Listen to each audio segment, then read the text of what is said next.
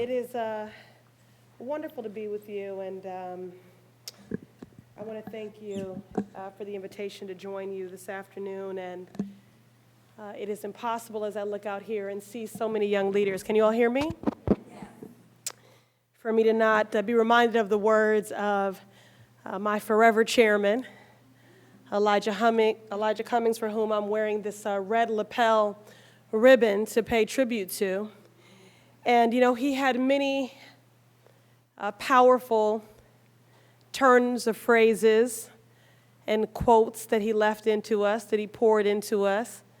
And one of my favorites, and I know many of you have seen it in the newspaper in the last 24 hours, but was when he said that our children are the living messages that we send to a future we will never see. Our children are the living messengers for a future. Our children are the living messages that we send to a future we will never see. So while the future of our nation may seem uncertain at times, and we do find ourselves truly in unprecedented times, experiencing unprecedented hurt, but while we are at this inflection point as a country, it is so important that we continue to demonstrate during these unprecedented times, during these unprecedented hurts, unprecedented hope. And that is what all of you, as I look out in this room and to my left, that's what you give me.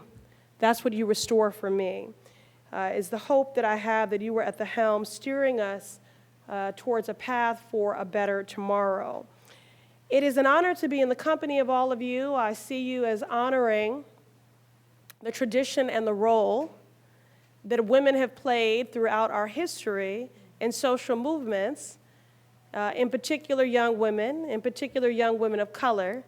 But so often we have been rendered and marginalized as a footnote in history when we were in fact the architects and the blueprint, right? Mm-hmm. And yes. So it is an honor to stand with you in this moment as you continue this tradition. You know, this is what we do. When women are at the table, we shake the table, right? This is what we do. We are the truth tellers. This is who we are. We are the justice seekers. This is what we do. We are the preservers of democracy, yes. Right?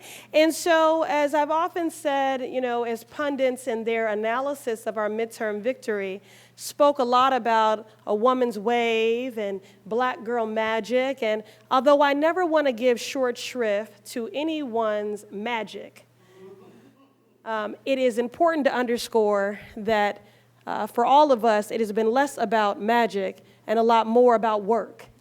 Yes. And we have been putting it in. And so it is a privilege and a joy and honor to share space with you this evening as you continue that tradition and to be in the trenches with you every day as your sister in solidarity. And the next time we're together, that's how I would like to be introduced. Ayanna Pressley, our sister in solidarity. That will always yes. be true. You can just call me your sister congresswoman, okay? So your strength, your advocacy, your bravery, and I want to underscore bravery. You might say, what did I do that was brave today? You know what you did that was brave? You showed up in the world exactly as you are. And given the times that we find ourselves in and the climate we find ourselves in, when our very existence is the resistance, you can claim the victory that you made the decision with intention to just show up in the world as your authentic self.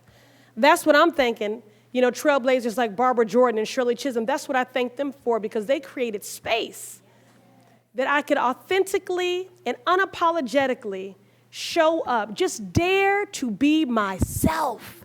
Mm-hmm. So you all need to claim that victory. So I thank you for your strength, your advocacy, your bravery. That is what guides me in this work every day. I am the proud representative of the Massachusetts 7th Congressional District. It is one of the most innovative, vibrant, diverse, and also one of the most unequal districts in the country. Now, I am a woman, I am black, and I am unapologetically proud to be both. But more than anything, than any comma and title after my name that I've earned, what I am is my mother's child.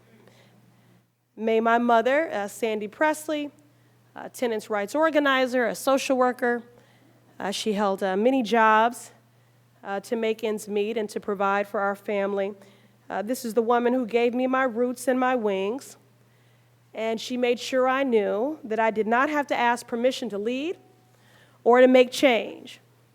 And she made sure that I knew that despite our zip code, which by default so often determines the trajectory of one's life, and other challenges and hardships in our life, and hardship does not discriminate, but she made sure that I knew for all the days that we felt small and unseen, that on election day we were powerful.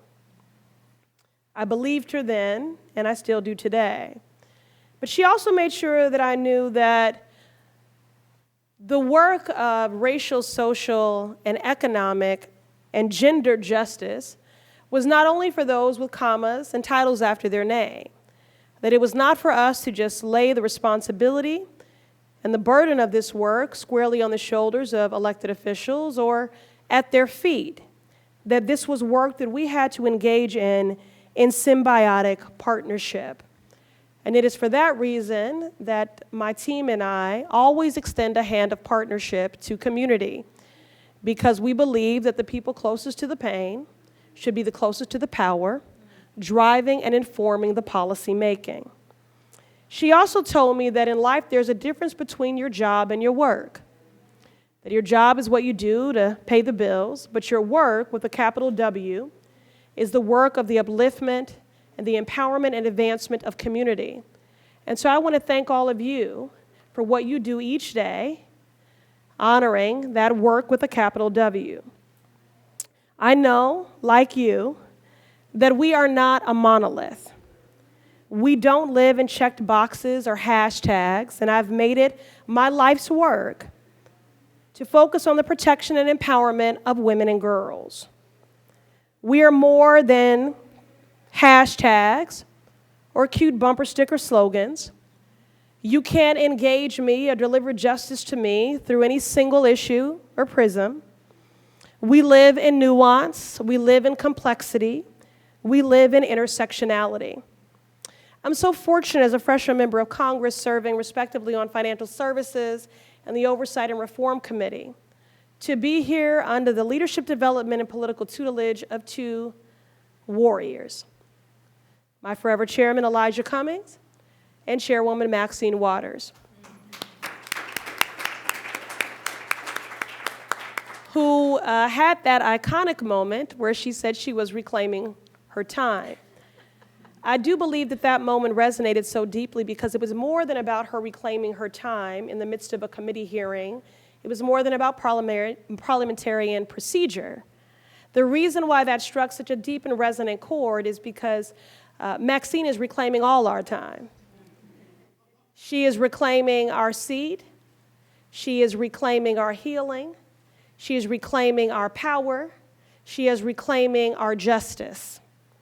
And so I've made it my business to champion these intersectional policies that allow us to achieve all of those things, to ensure our health, our safety, and our well-being. In my 10 months in Congress, has it been that long? I'm looking at my staff. It's been a dizzying 10 months. We authored over 20 bills and amendments and co-sponsored hundreds more.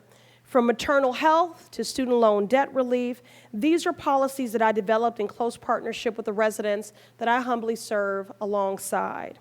It is my hope, no, it is my mission, that you all leave this room knowing that you have the power to build a country, a world, and a future that you deserve. As I said, my mother told me, we are powerful, and I still believe that. You are right now stewarding a brighter future and path for us all. You are harnessing your power right now in this moment. You are raising your voices, you are speaking up, and you are demanding to be heard. Because no one in this room is voiceless. What we are is unheard. All too often, our stories, the stories of women and girls throughout the world, are unheard. Policies made for us, but not by us. Policies that take our agency away. We witness this assault on our rights and freedoms every day. So when you gather in rooms like this one, when you work in buildings like this one, when you fight back and say that your voices, your power, and your presence will not be ignored, we all win. I believe that we must center the voices often marginalized, not to check a box, but to change the conversation. We center unheard stories to shift power and to change policy. So keep speaking up because we're listening. I am listening, and that's what I plan to do today. So I look forward to hearing from you and learning from you. And if you had any doubt at all, please do know that the squad is certainly more than 4 members of Congress, that anyone doing the work of building a more equitable and just world is a member of the squad, and you affirm in this moment that the squad is big. Yes. Thank you.